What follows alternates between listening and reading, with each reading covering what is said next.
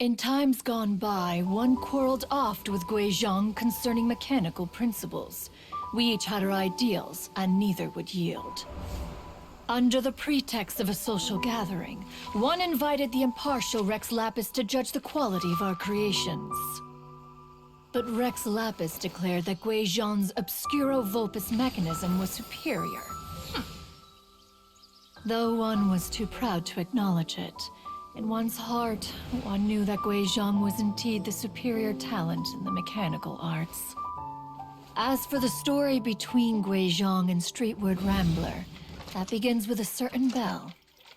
In Guizhong's opinion, while mechanisms were no substitute for human composers, they were yet capable of producing simple but fine melodies. But Streetward Rambler believed music to be an expression of the soul, an emotional enterprise that could never hope to be replicated by machinery. They argued endlessly, until one asked Rex Lapis to intercede. He confiscated the bell and designated it for ceremonial use. Thereafter, one would often find them convening in the mountains, discussing music, mechanics, and all the affairs of the mortal world. But these good times were not to last. War broke out between the gods, and soon engulfed the Guili Plains. Guizhong was overpowered by the enemy, and fell in battle.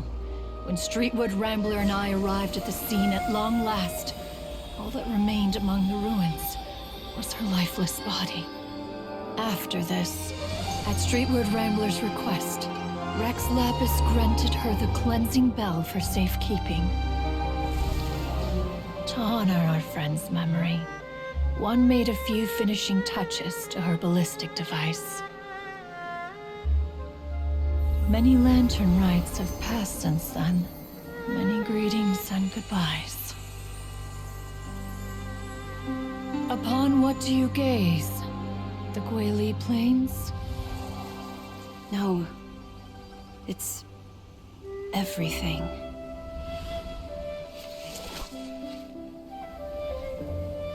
We think of human life as like a lantern that's lit one minute and extinguished the next.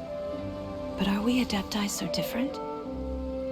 Perhaps as dust settles after a storm, we too must one day return to the world below.